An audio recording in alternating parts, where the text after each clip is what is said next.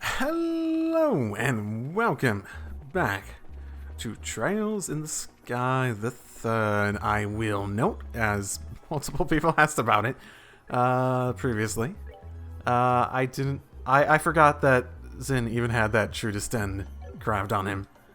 So I just outright forgot about it. Which is what it is in the end. Is what it is. Oh, hey buddy. Why do I feel like... Let's talk to you guys first. There's no point in getting all panicky now. Not after we come this far. Whoever we end up facing, we'll find a way to win. Sharon's absolutely right here. The best approach here is to keep calm and take obstacles as they come. Okay. The rest of the Guardians we face are likely to be even stronger than the two we've already defeated. So no good skipping out on preparations, you hear me? Still, Phantasm was able to recreate people who are encountered too. We might find ourselves against someone truly fearsome sooner or later. Well... Helia, you think we I mean... If you're talking about people like... If we're facing, people who are... Like, my first thought that came to mind with that was, the Chancellor, more than anything. But, I mean... I'm trying to think if there's anyone else in... I guess maybe like the Ouroboros members, maybe? Possibly. I don't know. I swear, Helic is something else. Oh, whatever. I guess I'll help out with some of the guild's workload in Zeiss when I get back. She did seem kind of attached to the place and all. From what I know, Keelia went back to Calford not long before Grandpa left Zeiss on vacation. She just showed up at her house one day to tell us she was off, and that was that. Sounds about right. Oh, speaking of Zeiss, I hope Mr. Murdoch's doing okay. I hope Mom isn't causing more trouble for him. Especially now that he won't have Keelia to help him. I hope he hasn't worked himself sick or something. Oh, probably. Wait, Erica Russell's probably still gonna be there, isn't she? Damn it! Oh, damned if you do, damned if you don't. Oh, hey there. Why did I have to end up somewhere so weird anyway? What's even gonna happen to us? That's true. I still don't think you're real, so probably disappear. You know, maybe fly off into dust. You two are spending time together. Where's Estelle? I decided to ask Celeste about this library a short while ago. She says this world is capable of absorbing information spaces into itself. The books we see come from the knowledge accumulated within being drawn out through our thoughts and existence. That's what she told me, at least. So it's like our memories, the books? Perhaps the doors scattered through Phantasma up here as a result of the same mechanism. I mean, I get that, but... The books in this library are a result of information spaces being made manifest in our thoughts and existence. I can only assume this area is one of the things left as is when the Lord of Phantasma remade this world in its current form. I tried asking Celeste a few questions regarding the Liberl, but she doesn't possess most of the real Celeste memories regarding the city. I can only assume she was given the bare minimum of information regarding it and nothing more. What, to stop it from happening again, possibly? Or help with that? From what I can tell, Celeste was only given the bare minimum of information and nothing more. I suppose that makes sense when you consider how anything she knew may have ended up being leaked to the Oriel. That too. And future stuff, if you gave more information about how it worked, then people might, you know... Speaking of Celeste... It's gradual, but the Lord of Phantasma's power is growing ever greater the more time passes.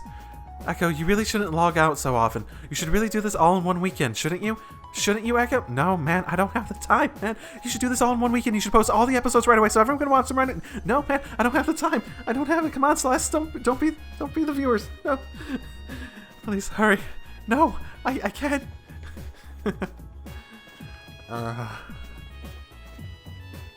Always, still. Tree watching? Or, wait.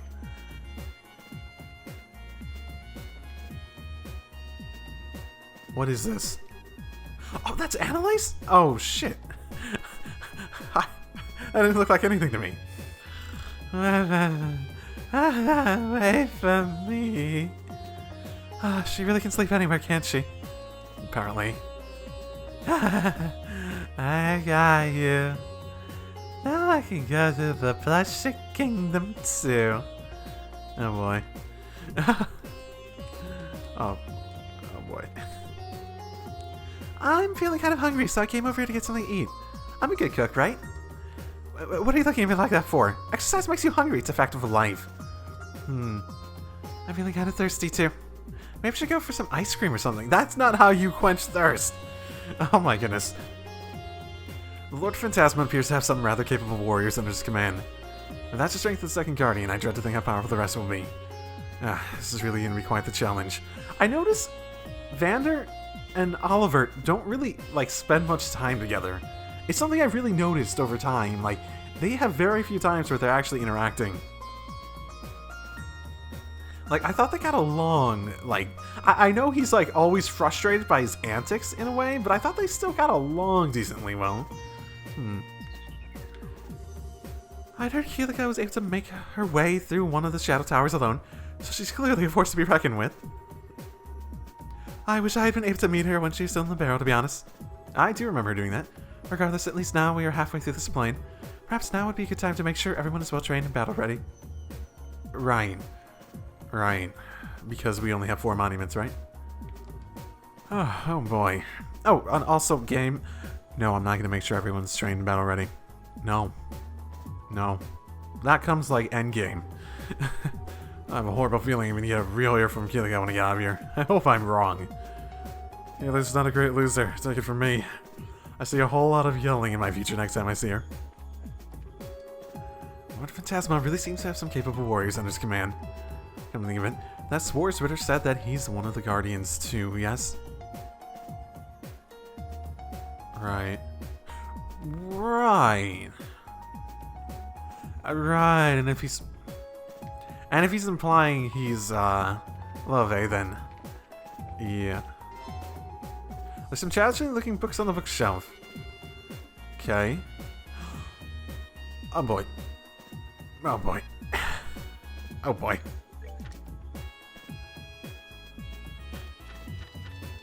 Maybe later.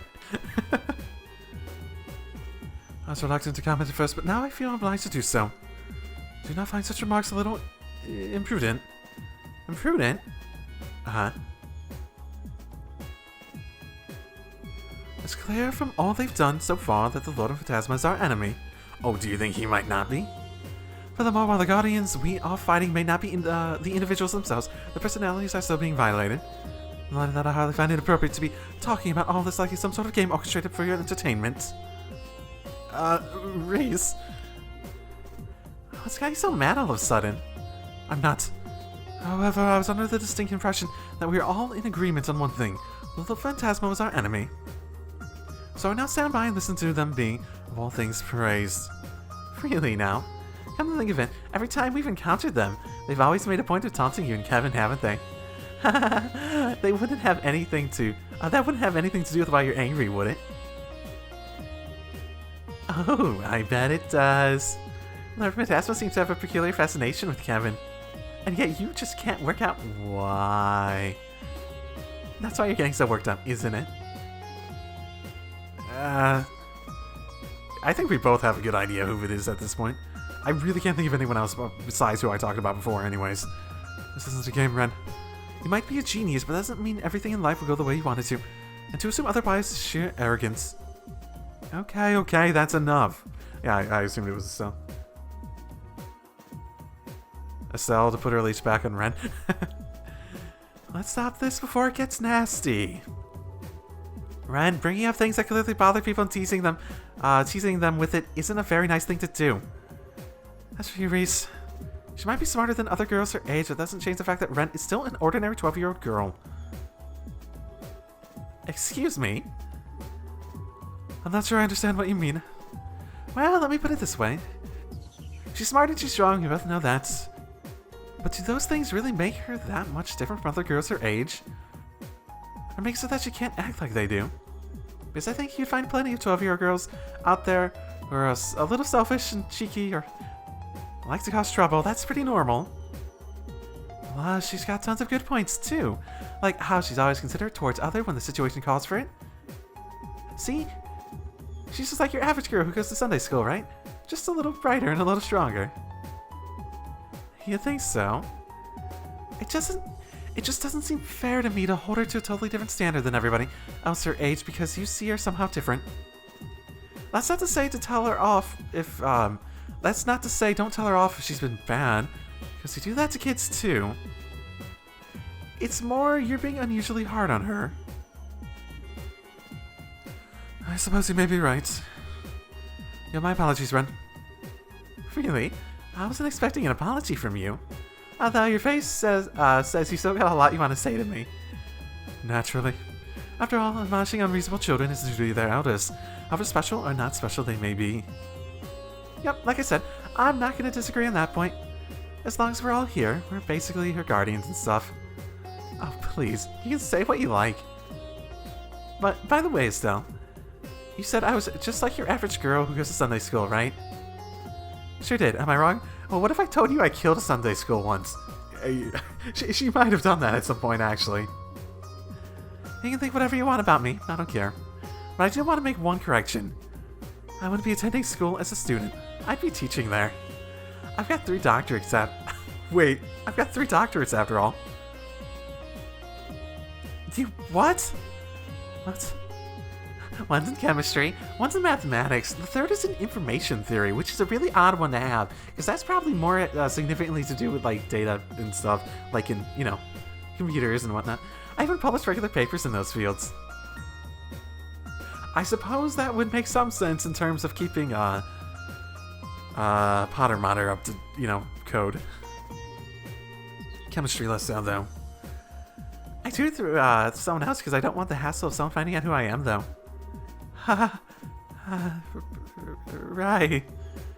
Disciplining her appears as if it will be an even more difficult task than I anticipated. Oh boy. Oh, speaking of which.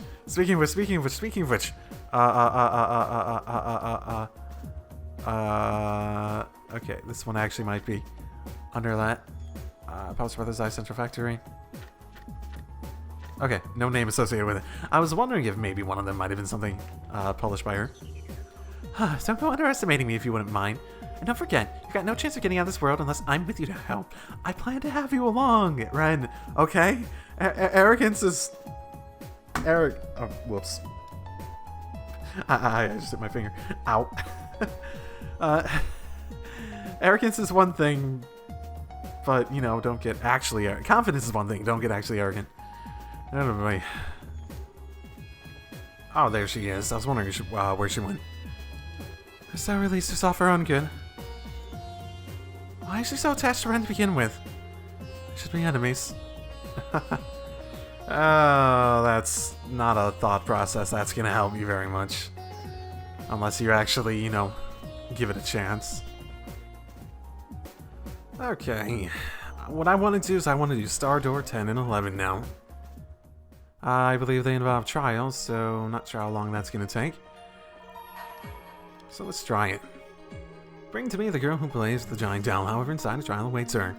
Should this fail to deter you, open the door and step inside. Sure. I assume I'm just gonna be able to use Ren then. Probably. Okay, so I think we can 100% confirm at this point that the trial ones will always tell you if there's a trial beforehand. Okay.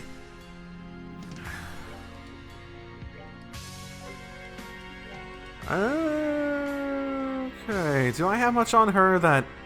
Clock down. Phantom Pain. I'm not sure if they attack with strength, though.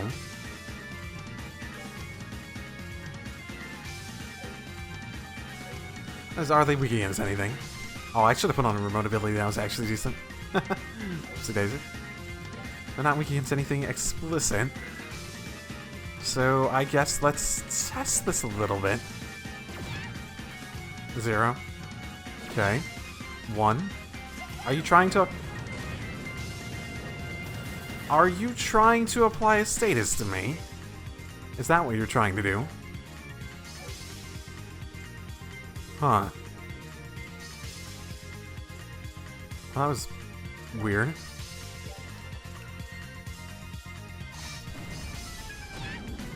Okay, you hurt me, defense down, energy drain. I guess I'll just keep doing that.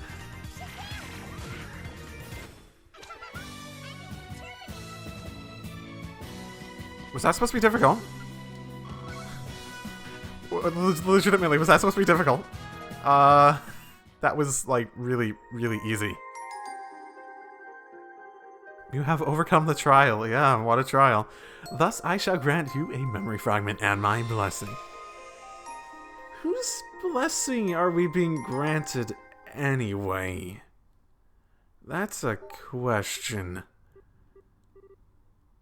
Celeste? Loading complete.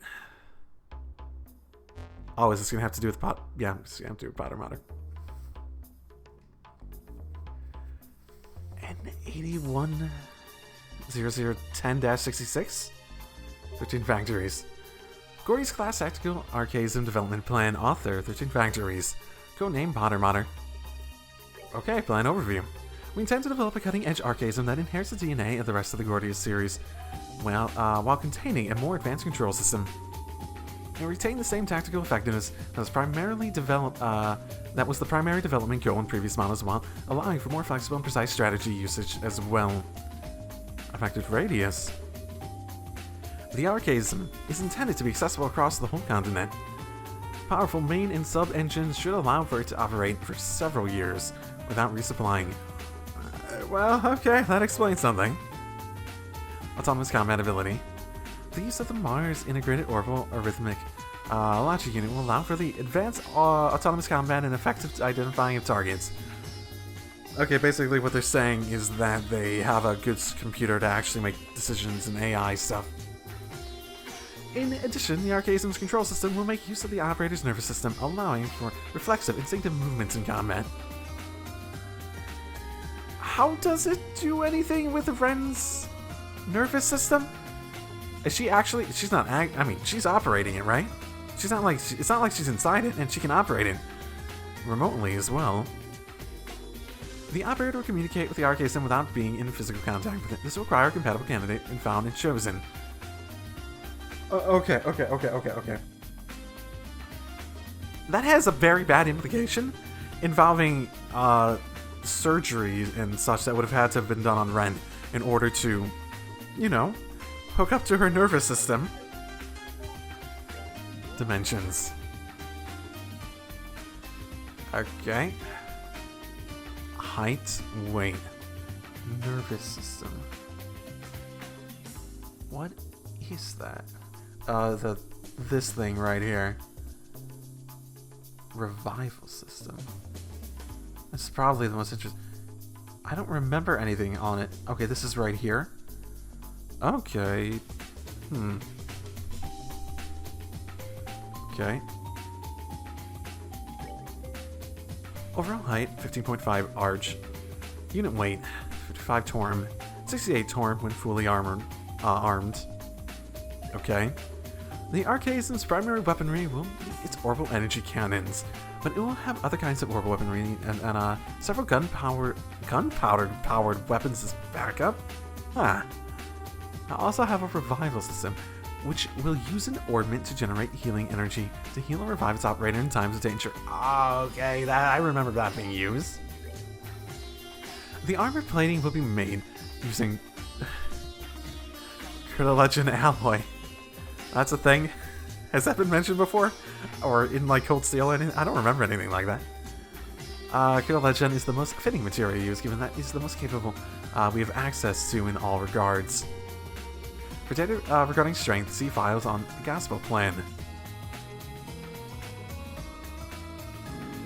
So it's made out of the same thing as the Gospels are. Okay. Current progress. Development is proceeding smoothly in line with the plans drawn up by Professor Novartis. It's not ringing a bell, in terms of a name. It's not. It might have been mentioned before by one of the Ouroboros, but I'm really more trying to think of if it's anyone from, like, the Professor realm. Like, between, like, Tita's family and the stuff in Cold Steel. Nothing's ringing a bell, at the very least. Tests have also confirmed that they are already capable of providing power to the actuators. However, the Professor has raised concerns about the low responsiveness of the flight engine. This is especially true for the anti-gravity generator. He concluded that the engine as it stands cannot be put into actual use. The possibility of using boosters to provide additional propulsion is under consideration. We've seen boosters on it.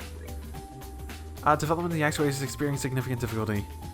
And it isn't possible to simply use the same ones as other archaisms. The increased size of the main weaponry means the archaism's weight during combat is significant, and as a result, problems have been occurring in durability tests, especially the leg joints. It may be possible to make improvements in this area by using precise controls so the weight burden is spread evenly rather than focused on one point. Main armaments. The orbital energy cannons that will serve as its primary armaments have been successfully tested. However, by order of Professor Novartis, the possibility of them being twin mounts is being analyzed, so they have yet to be equipped. The new orbital engines are expected to be able to provide enough energy to compensate for the necessary increase in output. Experiments regarding the control system are currently ongoing.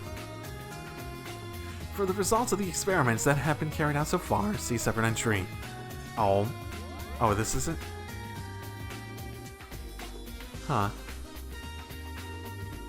Tests of the current control system continue to be performed. However, none of the test subjects have been able to realize the expected level of precision we're aiming for. So is a test subject-specific thing? The results of the main test conducted by Professor Novartis and his team can be viewed above. Test subject A1, abnormality during phase 2, comatose. Test subject B3, abnormality during phase 3, cardiac arrest. Yes, abnormality. Test subject C1, abnormality during phase 1, insanity. Test subject D7, abnormality during phase 2, comatose. Test subject E3, abnormality during phase 2, cardiac arrest. Test subject F2, abnormality during phase 2, comatose. Test subject G4, abnormality during phase 3, comatose. Test subject H1, abnormality during phase 2, comatose. A lot of comatose. Test subject 16, abnormality during phase 4, mental breakdown. What are the phases? As can be seen, all the test subjects fail to adapt to the control system. Nonetheless, the Society continues to supply test subjects, and we intend to keep performing further experiments. So is the people who... well, the 13 factories. Other control. Oh, I think that... yeah, that might have been it. That might be where the Novartis thing makes sense. Like, he's the person who runs the 13 factories or something like that. He's a specific... oh, fuck. What were they called? The thing that, Wiseman and, oh, I'm forgetting her name, too. Singer Bird Lady from Cold Steel. I'm bad with names, if you haven't noticed yet throughout these series. Whatever they were, he's like one of those, and he has 13 factories under control, which always seemed very weird to me, that he just happens to have this super thing under his specific control, and it's like an independent thing from Ouroboros. I believe they mentioned that in the second chapter, so yeah, that makes sense if that's him. Nonetheless, society continues to... yeah. We have received word from the Society that development is to be temporarily frozen. The reasoning is that the stability of the control system is in question. From now on, only test subjects carefully chosen by the Society will be taking part in connection tests. Okay. So Ren. Okay. Test subject R3 successfully completed all 4 testing phases. Note, the subject did experience a small degree of flashbacks. Test subject R3 succeeded in communicating with Potter Mater. Ascertaining the Society's intentions in regards to resuming development. Subject R3 has succeeded in operating Potter Mater. Ascertaining the Society's intentions regarding to resuming development.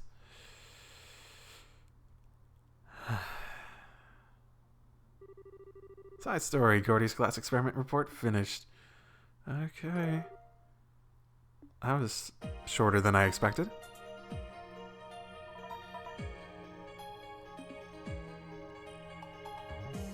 Okay. I just got money? Okay. If you say so. I feel like someone said something about it having a really good... I thought someone said something about it having a good reward. Maybe I'm remembering the comment incorrectly. It could be. Wouldn't be the first time. And I wanted to do 11 too, and I have everyone set up and can be used for however I want to use them. Okay, let us begin. Those who seek to enter this door must first overcome a trial. Should this fail to deter you, open the door and step inside. Sure.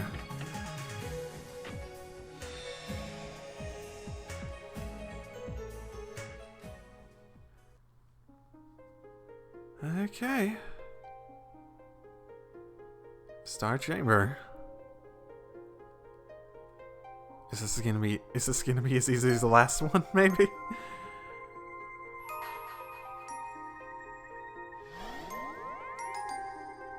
Overcome the trial before you. Then I shall grant you a memory fragment and my blessing.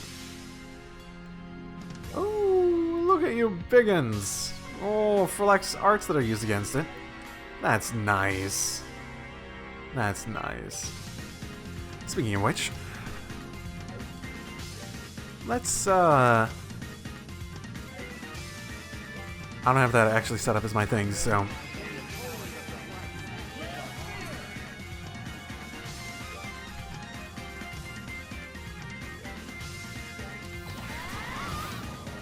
Oh, that didn't bring most of them here. Okay. Acknowledged. That's how we're gonna play this, that's how we're gonna play that.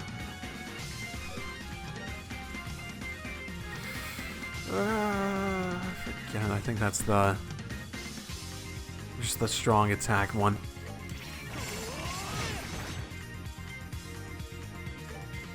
I'm just saying, I can't just... Nope, okay.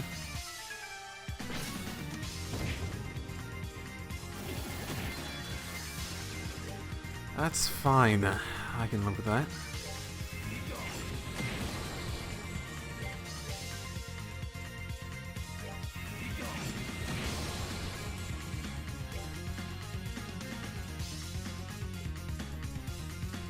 I'm trying to think how I want to get about this. I could delay you, maybe? Yeah, I can delay you.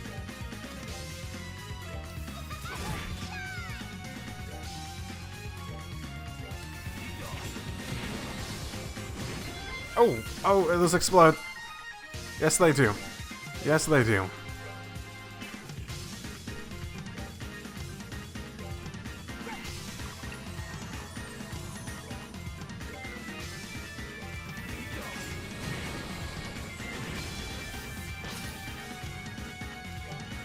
Okay, you didn't have a line one.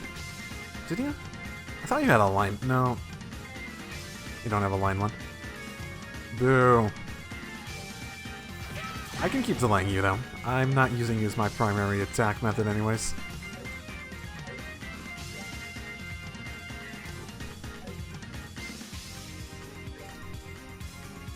I can always hit him with a line.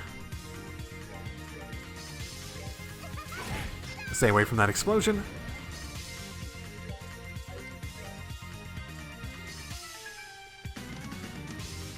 And I'm not really at a point where I need to do much of this. I can outright just attack the balloon thing, though. Well, that shouldn't be a bad idea. That's probably not a bad idea at all, yeah.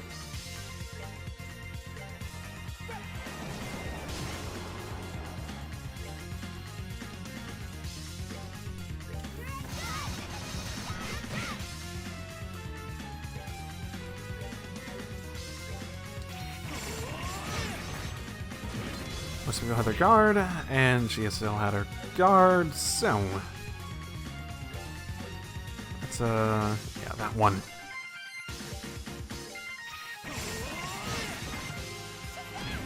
Okay, that's not doing as much as I was hoping. Let's have him heal himself at the very least.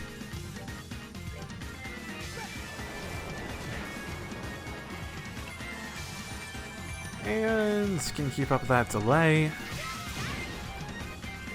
Keep up that attack. Keep up that. There we go. Easy peasy. A lot of water. I do have a lot of Sepith at the moment. Swar's Silk. Not Swartz. Trusting with the memory fragment, blessing, etc., from the unknown source.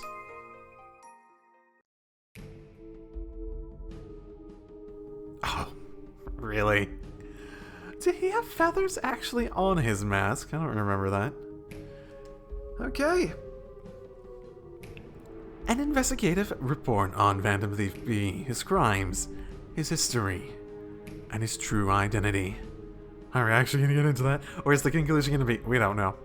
No one knows who he really is. Imperial Chronicle Investigative Team. Okay.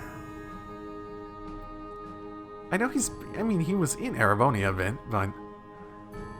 Obviously, this is before.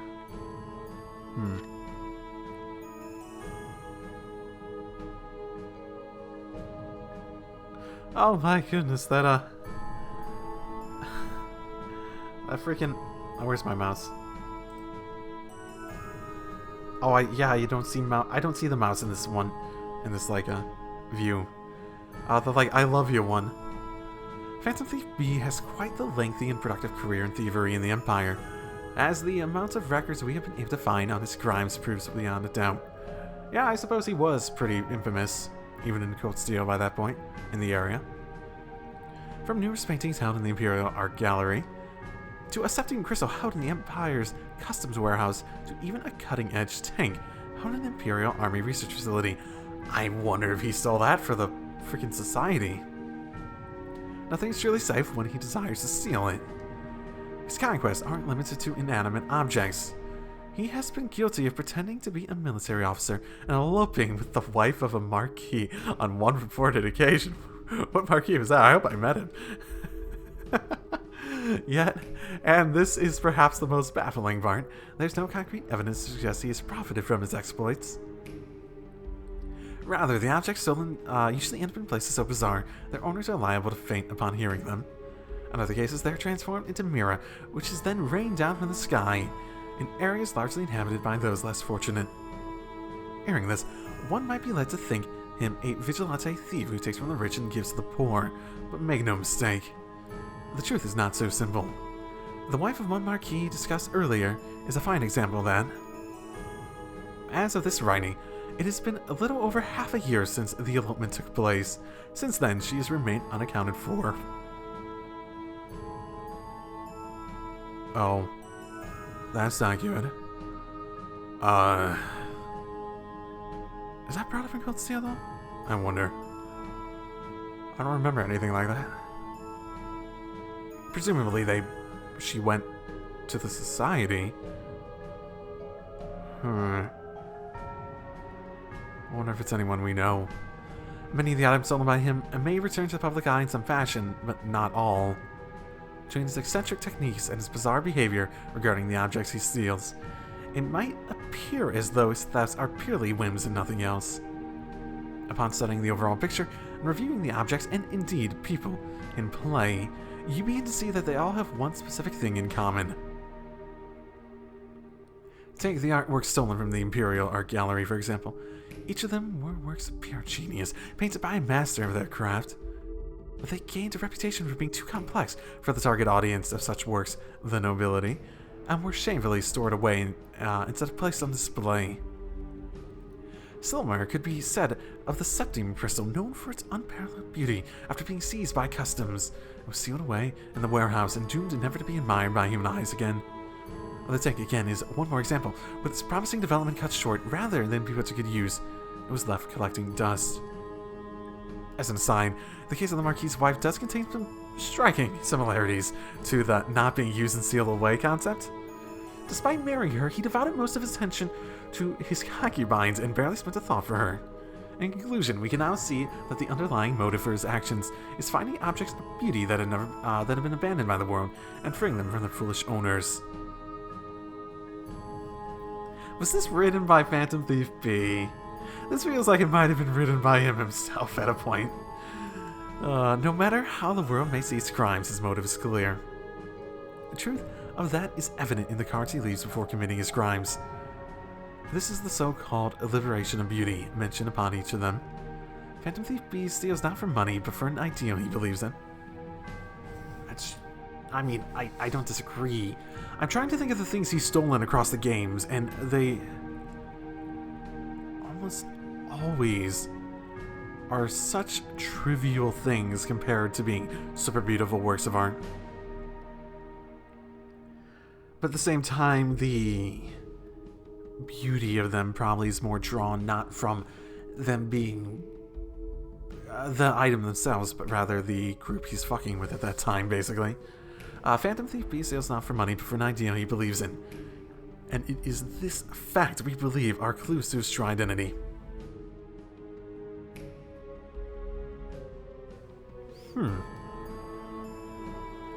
A number of valid theories have come about on the face behind our famed thief. Unfortunately, they are all as lacking in conclusive proof as they are numerous, so it is impossible to say whether any of them are actually correct. To complicate matters further, we now even have deranged individuals coming forward pretending to be him, and allowing themselves to be captured by law enforcement. That is not to say, however, that none of the theories circulating are at all plausible. Here, we will introduce 3 such theories which have developed significant followings, and may not turn out to be too far from the truth. Theory 1. Amorous Con Artist X. X's personal history. X is known for his exceptional skills as a con artist, having faked his own identity in order to engage in romantic relationships with many noble women.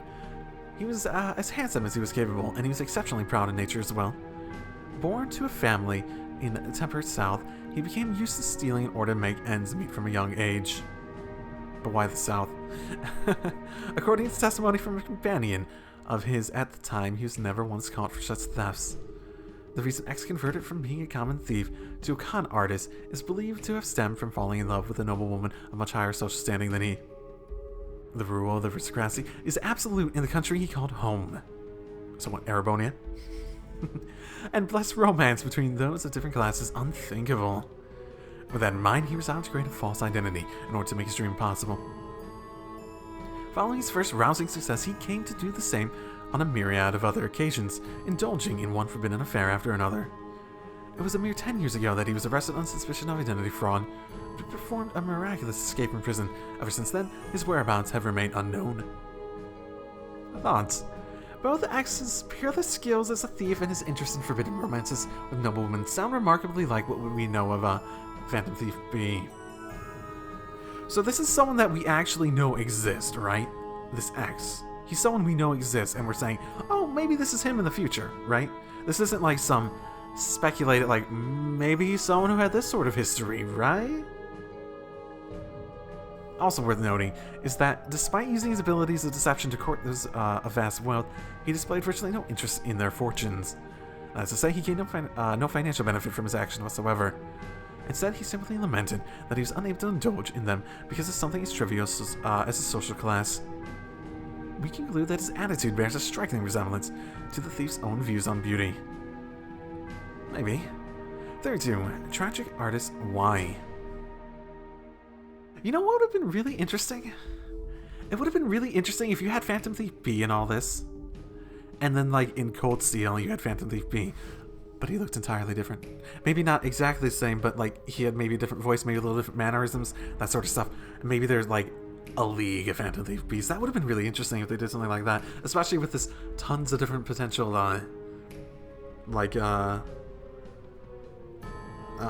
backstories option. It would have been interesting if, like, oh, maybe they're all true. Then again, maybe they'll go that direction. They're all true. It's the same person. Y's personal history. Y was an artist with a rather tragic past. Born to a middle-class family in the north. Okay, we're already different. He was hired by an influential aristocrat to be their personal artist, producing many a stunning piece of work. However, it was later discovered that he wasn't all he produced. On the contrary, he was also responsible for a number of counterfeit pieces. The one who hired him sought to profit through ill means, thanks to his work, and so he created such counterfeits under the noble's instructions. One day, however, Y suddenly left the noble's service. The reason remains unknown. This is where his tragedy begins. Immediately after leaving the client behind, Y received a terrible piece of news. His lover, the daughter of the respected family, had been killed in a traffic accident. How long ago was this? Traffic accident? What? I thought orbital cars were like... have like not been around that long. And are there really like... I mean, there might be like traffic accidents with like horse-drawn carriages and shit, but that sounds so weird to say. While there's no evidence to prove as much, it is rumored that the noble may have had a hand in her death. Y was only spotted once more at his lover's grave, before forever disappearing from the public eye. To those who knew his story, he became known as a truly tragic artist. Several years later, the noble was murdered. Thoughts? The story of Y still has several unsolved mysteries surrounding it and has invited much speculation, both of which have likely led to the theory that the Phantom Thief B and him are one and the same. Those aren't the only reasons, naturally. Phantom Thief B has been known at times to try to dispose of counterfeits, believing them to be false beauty. This has led some to believe that Phantom Thief B may be attempting to rid the world of counterfeits that he himself created. Leading further credibility to this is the discovery that the forgeries disposed of Phantom Thief B were indeed the works of Y. So Y, yeah, definitely someone who actually existed. That one sounds less plausible than the first one, honestly. I don't know, it doesn't seem to match up particularly because it feels like someone that was in the public eye that much would have had, like, you know, pictures of him and stuff, and you've been able to match it up a little bit more. Like, the con artist before, like, specifically went out of his way in order to stop people from, like, knowing his identity, knowing, a lot about him, presumably maybe wore a mask at these things, having the affairs, being really undercover, and I can imagine him being out of public eye enough that he was more a story and could hide himself more significantly, but... I mean, it's still possible, but that one definitely seemed less likely. Theory 3. Skilled Martial Artist Z. Z's personal history. The story of Z is significantly different from the other two potential identities that we have proposed here, making this an unusual but still plausible possibility. Like, the Y thing mainly seems to make sense because the artist seems to make sense because he's destroying the counterfeits that Y made, but at the same time, he could just be like, have seen that situation, maybe even connected with him on a personal level, or maybe became his friend after he went to hiding or something like that, and just been like, yeah, I'll destroy those, I agree with you.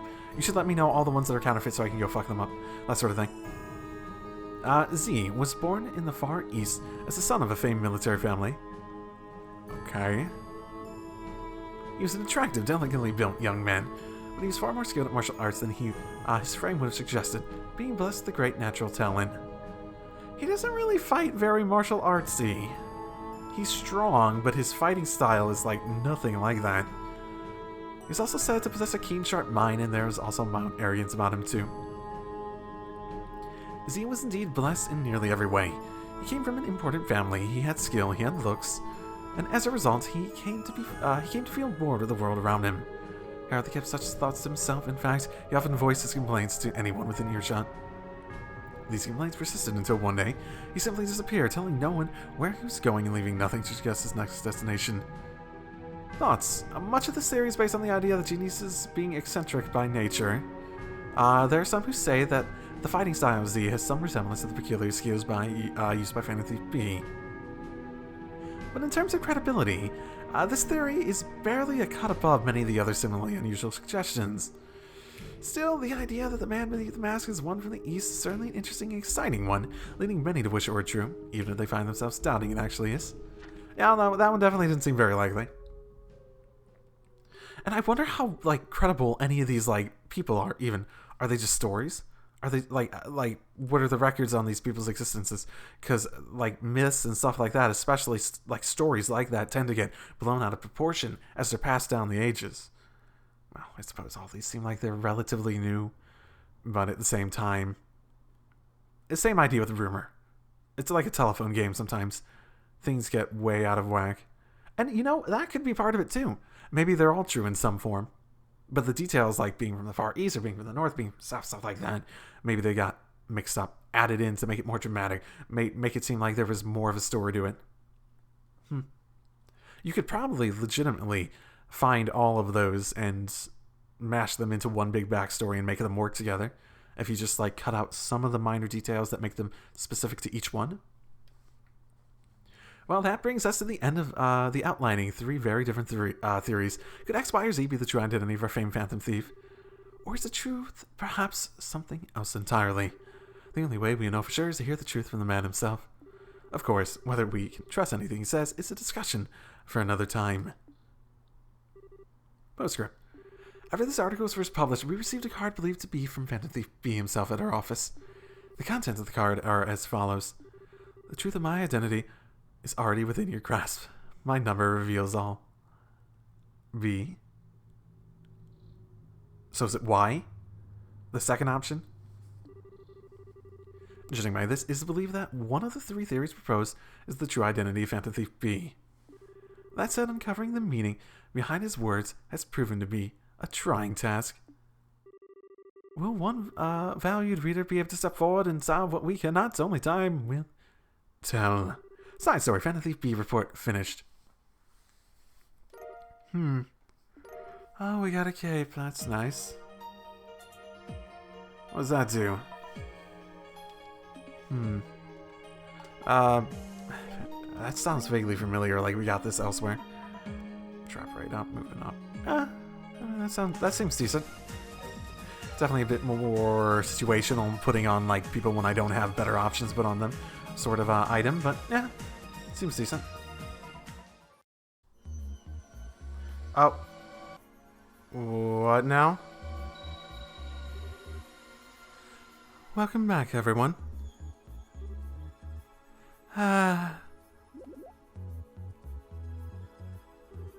What's happening?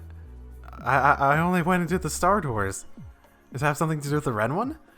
Okay, red. Oh, is this? Oh, maybe I'm getting the, maybe they're doing a scene to give me the reward I think someone talked about, maybe? Maybe, possibly, maybe? Okay, Ren. If you're feeling tired, why don't you just, rest here in the garden for a bit? All the others are here. You wouldn't be alone. I'm not tired at all. I've just got something on my mind. Something on your mind? Like what? Well, I suppose it can't hurt. Let me give it a try.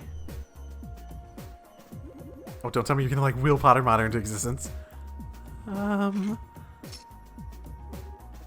Potter Mater! And...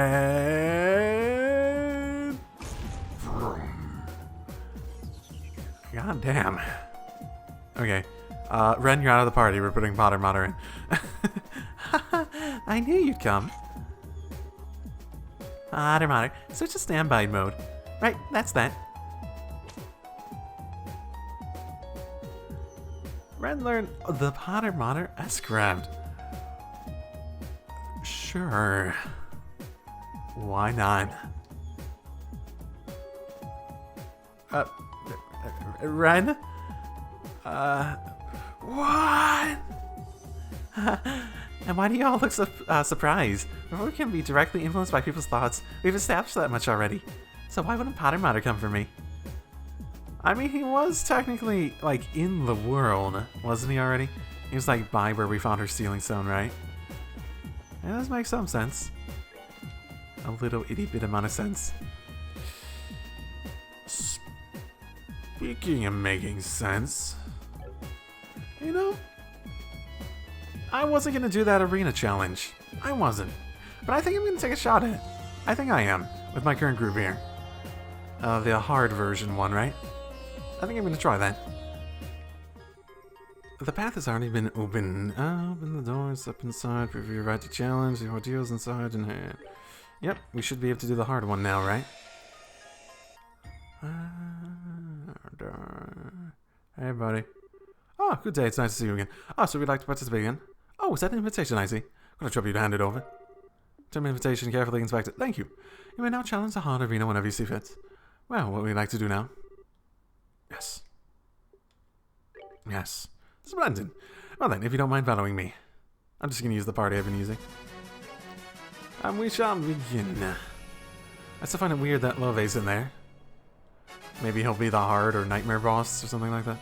And then again, it sort of seems like it's gonna Sports Rider's gonna be him, so yeah.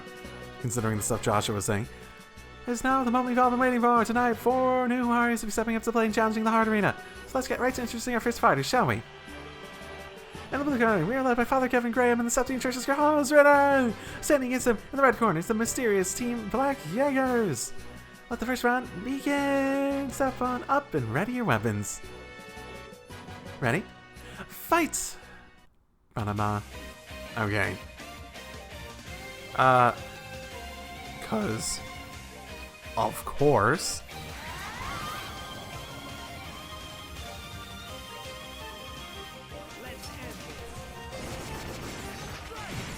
Oh, that didn't do as much as I was hoping.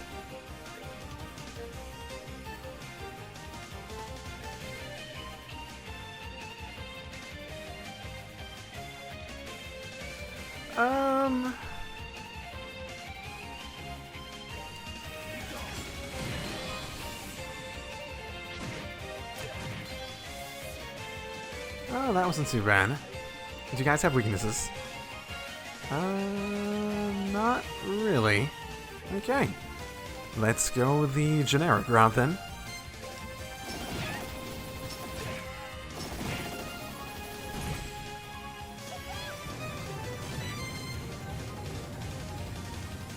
Ooh, you got her. Okay, then I need to do something on you. I have not been like eating the things. I could probably make these later anyways.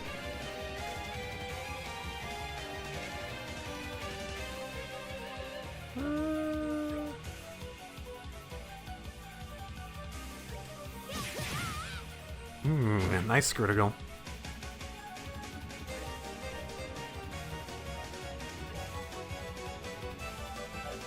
I don't want to use that. I want to use Sacred Breath. And that leaves me to having the wheel available.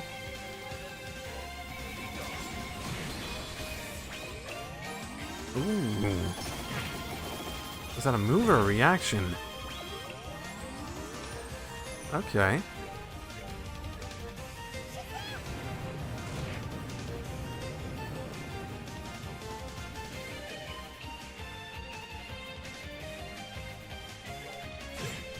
Oh, that almost did it. Unfortunate. Okay, and I can't undo his own status on himself, unfortunately.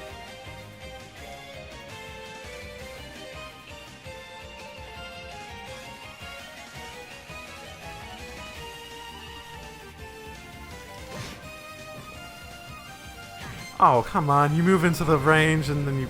God damn it.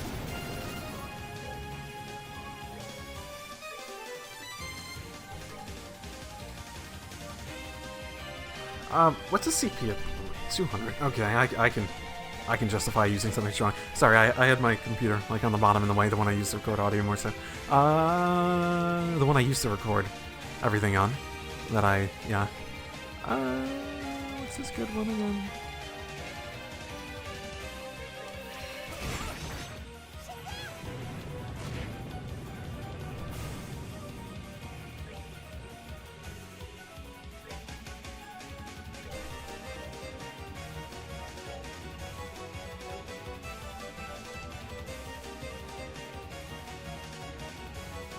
Let's have him use an art.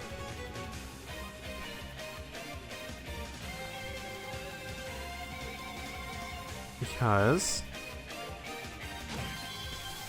he's in the exact place I wanted to be, basically.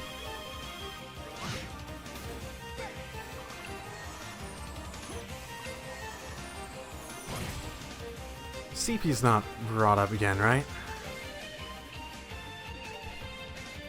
She has full CP. He does not, but I sort of want to bring his EP... Well, EP goes up again, right? So I actually don't have to worry about that. Then again, he has that. Nah, of course he has that.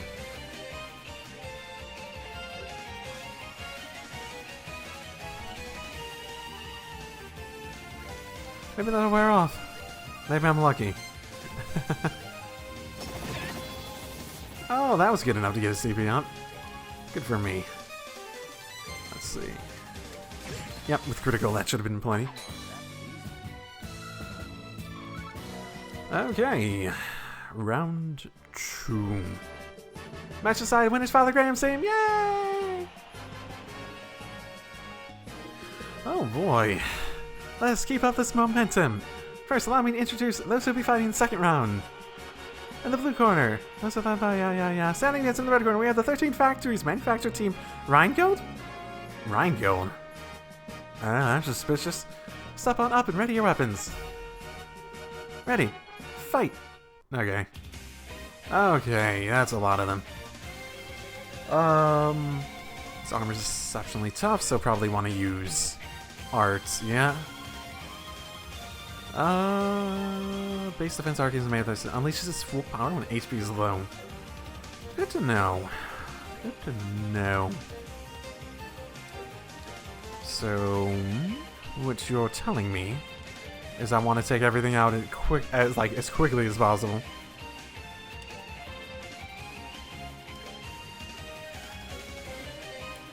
I forget if he had any. Let's clock EX up you. And let's use your strength up. And use your hit everyone button. Oh, they can attack from a distance. Good on them.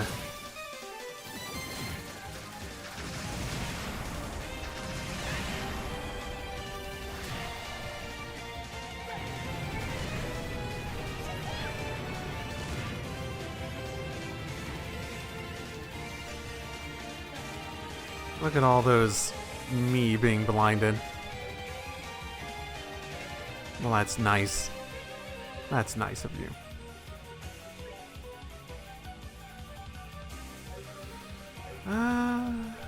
I don't even know if I can suction them. I wasn't able to suction the big ones in the trial.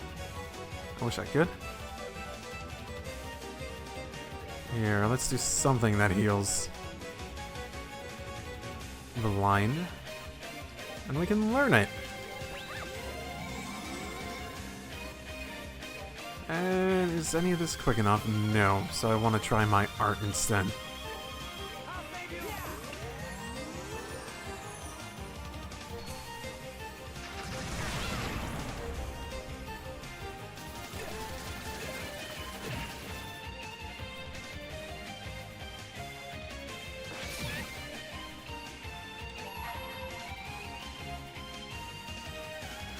I don't really know why I use him of all.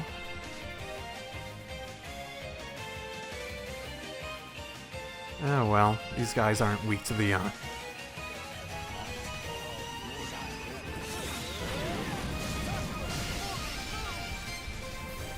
Oh, that was really strong. Good for me.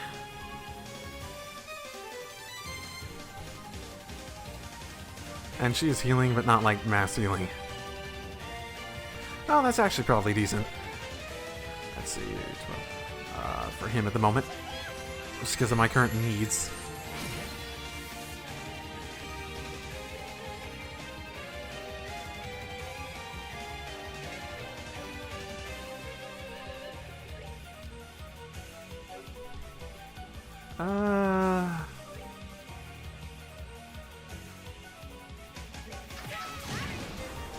I didn't even see clearly if I could.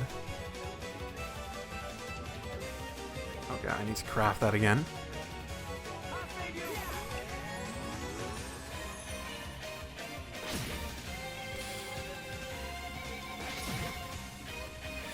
Well then. Oh shit, I didn't actually mean to... Fuck. I didn't actually mean to press that. That's an oopsie.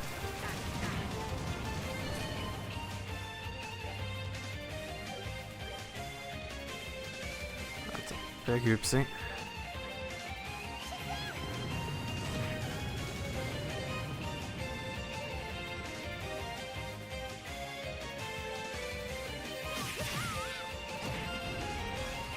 Oh, they blow up too. That's nice.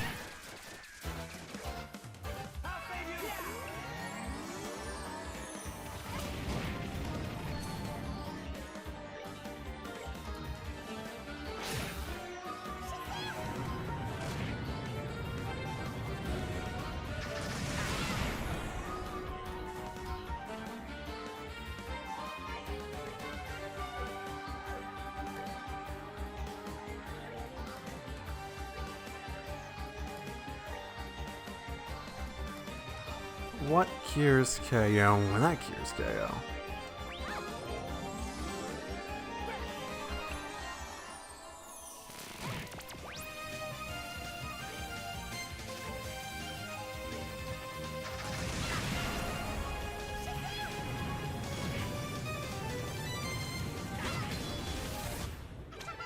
Ow.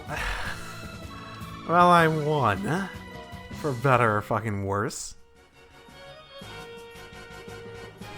I really need to change Kevin back to being able to use the Grail Spheres as S-Craft. His new one isn't bad, but it's like... Wait, what the fuck? What the fuck is that?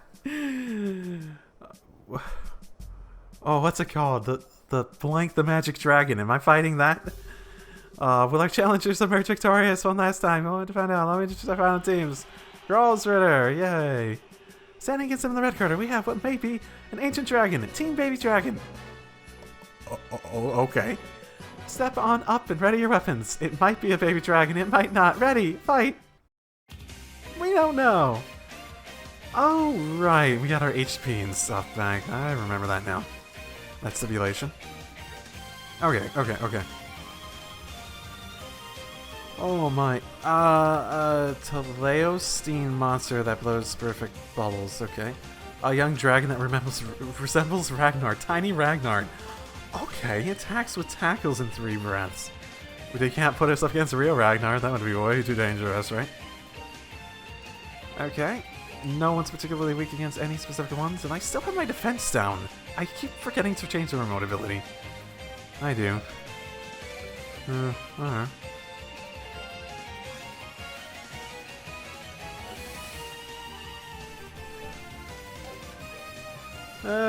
Let's do...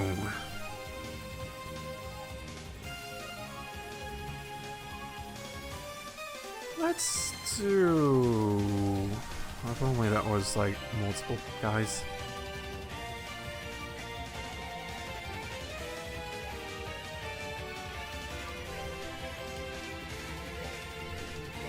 Seeking this at everyone? From his position? Nope. We're getting quite a few. We can at least hit 3 at any given in the current formation. So, strength them. And I think attacks that actually make them bigger tend to actually not hit as much, so...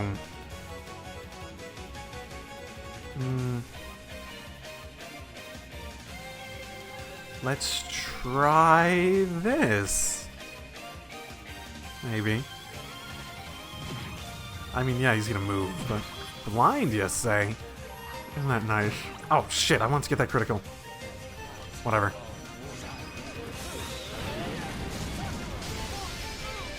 I didn't do much. Because I wanted to get the critical. Got a lot of CP back, even despite using that, though.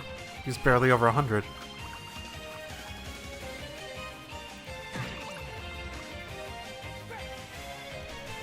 It blinded us, of course? I say of course, but that means we're gonna have to rely on arts a bit more.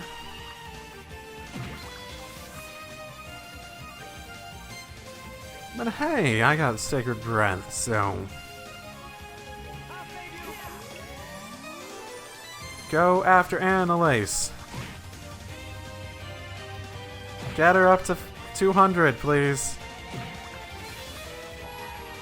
I can guess I can get you up to 200 as well, just in case you don't die.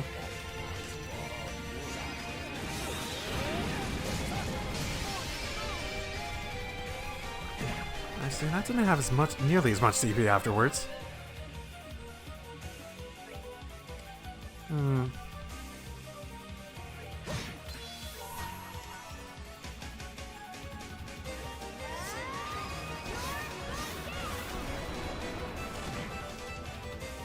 Ooh, that didn't do near as much as I was hoping.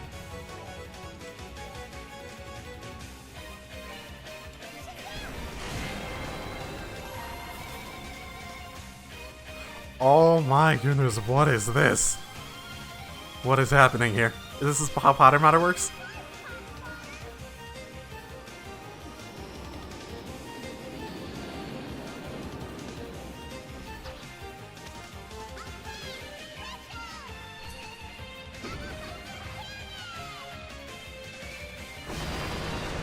Oh, there's those!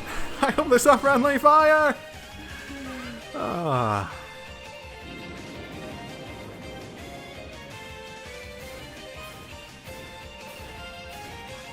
Hey, that turned out well. Ish. Enough to hit, like, save everyone. Frozen, you say? That's not good. Can I delay you? No, where's this?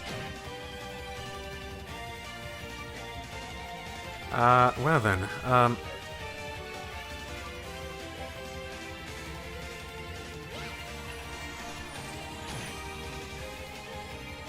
on, two, freeze!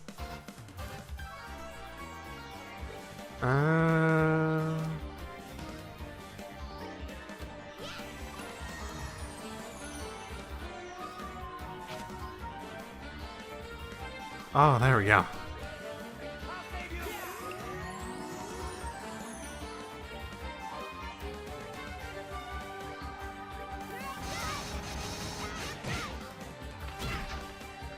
Okay, we're nearly there.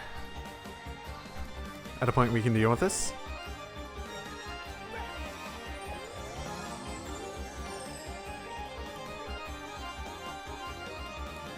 That's gonna be too slow, so let's just use something that I have here.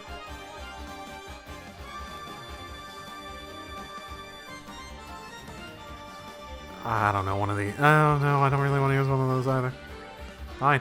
I have a bunch of tier all ones. I'll use up the one tier all.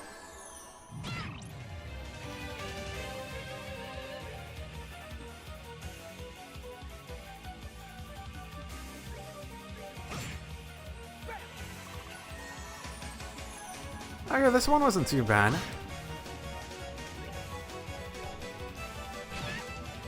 I got, I guess, a little lucky in terms of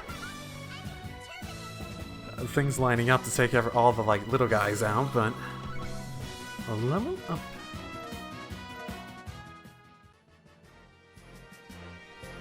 It only took me one try. You know what? You know what you can say about Gilbert that you can't say about Ragnar? I've lost to him. God damn it. The match is decided. The winner is Father Graham's team. They've done it. Father Graham's team has conquered the Hard Arena. Yay!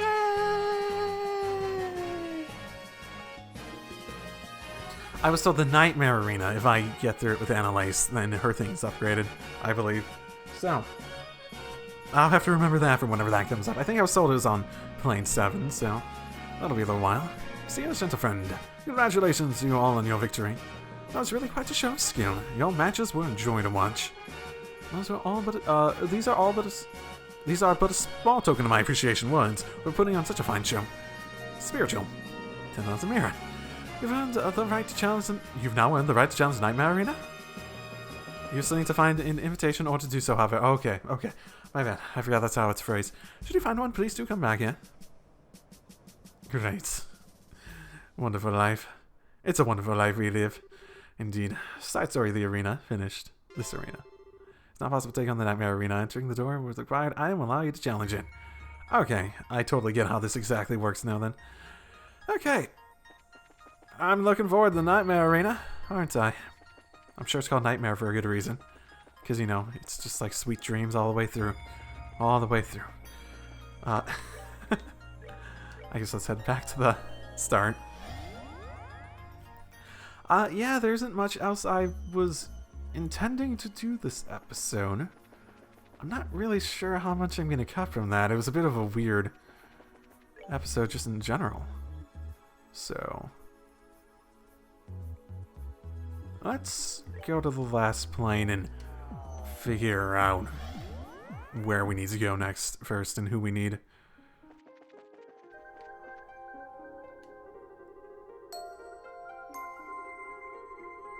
Words are visible and it's the Lord of Phantasma does decree. Here lies the impregnable fortress. Place your hand on this monument, the Divine Blade successor among your number.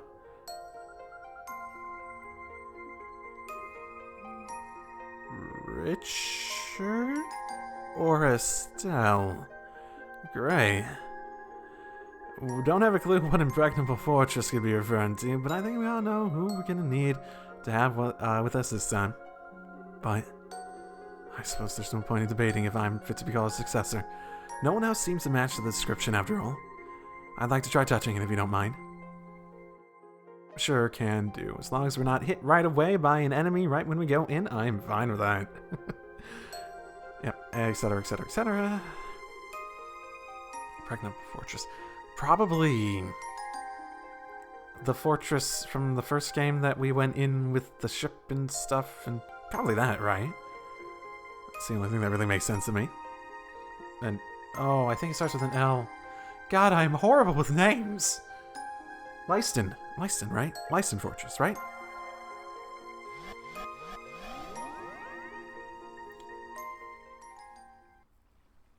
Good thing I put Richard back in my body. Yeah, now that riddle makes sense. What better place to describe as an impregnable fortress than this? At least from our memories.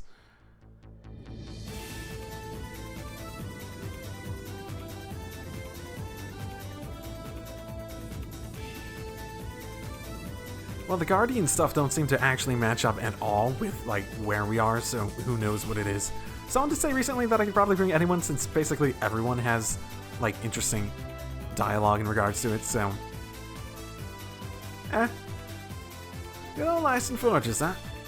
I can already tell we're gonna have a real fun welcome. Well, we are in for a treat, aren't we?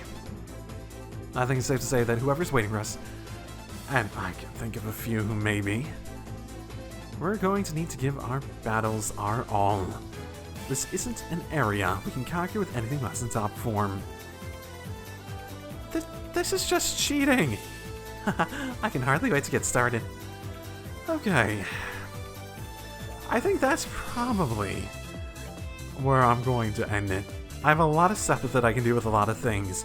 I'm thinking about, like, unlocking everyone's slots, but I'm not really sure how necessary that is, realistically.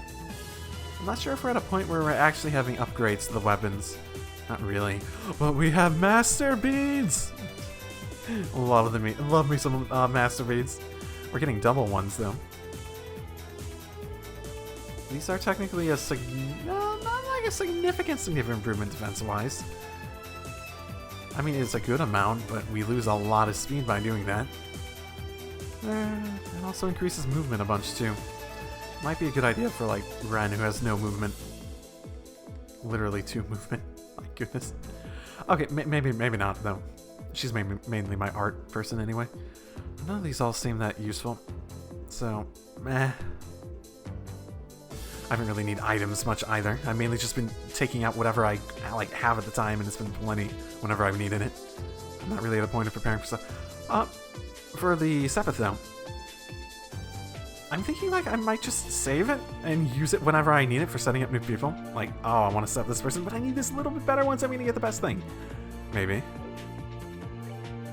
Because I don't think we're getting better stuff than, like, the Sapphire Gem and that level.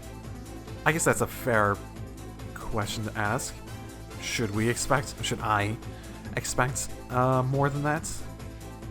It's an interesting thought, if not. Are we at the point where our Sepith is more about getting everyone equipped to be used? Because I do believe people have said that in the past, where I do have to worry about having everyone equipped at a point. Even if it's relatively on the minor side. That is actually probably a legitimate question, because I don't want to go off and just spending things willy-nilly.